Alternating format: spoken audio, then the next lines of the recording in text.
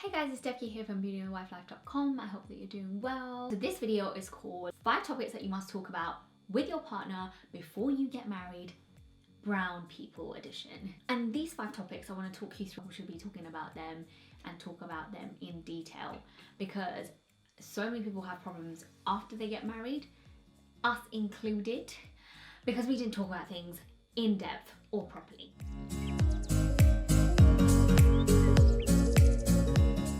So many of you, if you're watching this and you feel like, well, that's obvious, totally, you did it right. You did it the right way. You should be proud of yourself and you should be probably telling other people to do this or watch this video. But if you're thinking, oh, I should have asked that or should have talked about that, it's probably the time to talk about it. Or if you're thinking about getting serious with someone and you haven't had these conversations, I would have them now. First thing to talk about is kitties, little kitties. If you want to have children or not. I think there's this common misconception within Asian communities is that everybody will have children and have to have children and everybody can have children. Revert back to one of my older IGTV videos where I talk about how it's inappropriate to ask someone when they're having a baby. There is a common misconception that people do want to have children and sometimes people don't have the conversation of if they want to have children or not. That conversation really needs to be had. I don't understand how you can get married to someone and not discuss children with them. And also when you want to have children. The whole conversation really needs, there's different ages that people want to have children. I think for women it's slightly different because they're very aware of taking maternity leave and when they're going to take maternity leave, how much it's going to impact their career. You know, so if you're a man and you haven't had this conversation with your wife or wife-to-be or girlfriend, this is a conversation to have like, when they're planning to have kids. Because again, there's no right or wrong answer to this because first you need to find out firstly, if they want kids or not. Secondly, you need to find out when you want kids.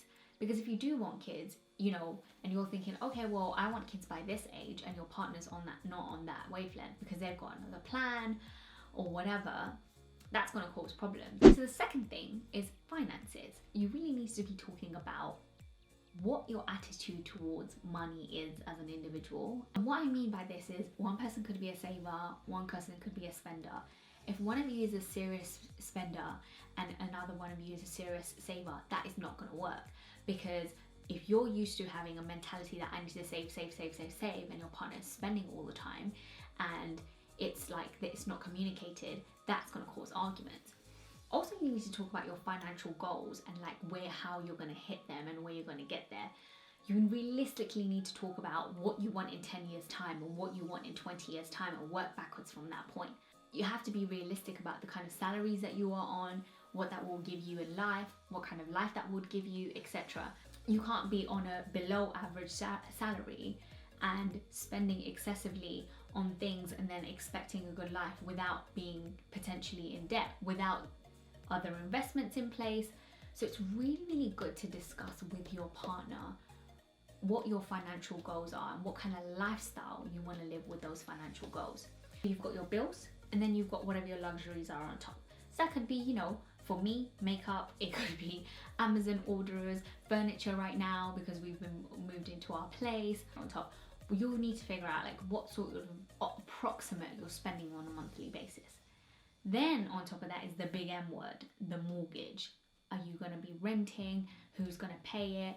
Have those conversations. Have the nitty gritty, annoying, boring conversations about your finances. So important. Finance and money can really, really cause big arguments and ultimately breakups with couples and marriages. Third topic that you should talk about with your partner is religion and faith. And the reason why I'm saying this is that there are more and more interreligion or interfaith marriages now, which is, you know, amazing. However, I find from coming from a faith that I share with my husband that even then sometimes things can be challenging. And even though you may come from the same religion, that person may be atheist or actually not actually believe in God or agnostic or whatever the situation is. Now, ultimately, I'm the sort of person who very much believes is as long as your morals are the same, it's fine. And as long as your thinking is the same in terms of life and the way that life should be led, your relationship will work. However, even within having faith, things do get a little bit blurred. One person could be more religious than the other, one person is not religious at all. Now, these problems may not be an issue at the beginning, but it's really important to have these discussions about religion and how religious you are, how not religious you are with your partner, especially before you get married. Because even though you may be able to function as a couple, later on in life, if you decide to have a family, that's where things can get really, really tricky. The fourth topic is definitely a more so brown person topic. This is the question and the topic of in-laws, and that can cause a huge amount of friction among newlywed couples. The first year of marriage is really hard within itself. It tends to be a really, really big change for Asian people because you're moving out of your house. Like, it's very rare that you see people who are living together before getting married. It's becoming more common now, definitely, but you know, there are still lots of people who are quite traditional and don't live with their partner before getting married. The conversation of living with your in-laws really, really needs to be had, honestly, in my opinion, before you even get engaged, before you even think about engagement, before you even think about marriage. Like, this conversation needs to be had first and foremost because if this conversation doesn't work and you're not on the same wavelength, nothing's gonna work. Like, it's just gonna be a difficult road all the way. Something that I did for 2 years and a lot of my friends are doing and or have done, and lots of people in our community, especially in the Gujarati community, do follow this rule. And so what I would say to any guy or girl getting married is really discuss if, one, you want to do this, and if you are going to do this, make sure both of you are okay with whatever decision is made. Now, ultimately, I still think in some cases the man has a little bit more of a say and does dictate a lot more when it comes to this topic. And I'm not saying that's right in any way, but sometimes that is unfortunately the reality that we live in. But I say, as a woman, if you can't do it, to just say no from the beginning. If you are going to do it, how long are you going to do it for? Are you going to be doing it indefinitely? Are you going to be doing it for 6 months? Are you going to be doing it for a year or 2? Are you doing it to save money?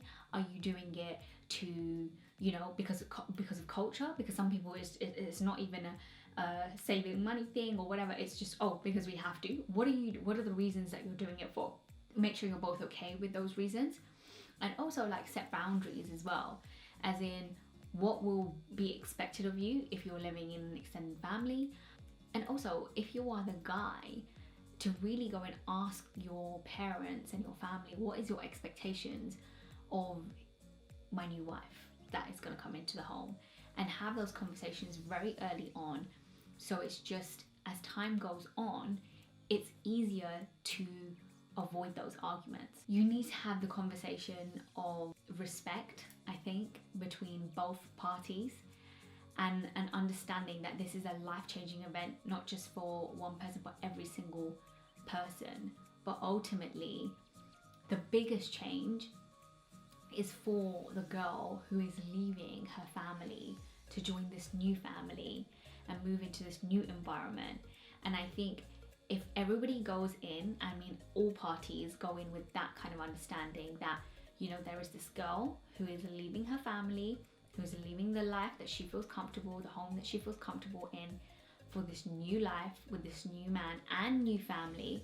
If everybody goes in with that kind of attitude and that understanding that this is a big change, and really makes an effort and welcomes the girl.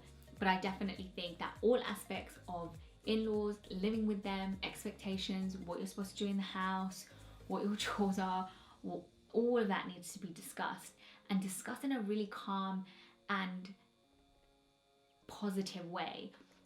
Because the moment that any expectations are just laid down on the basis of, well, that's the daughter-in-law and that's the way it should be, that's where the bitterness starts from. So I would just say is really open communication and really discuss everything. Husband, wife, to be, please discuss everything to do with this topic, because that just avoids as many arguments as possible in the future. And the last topic that you must discuss before you get married is career and goals.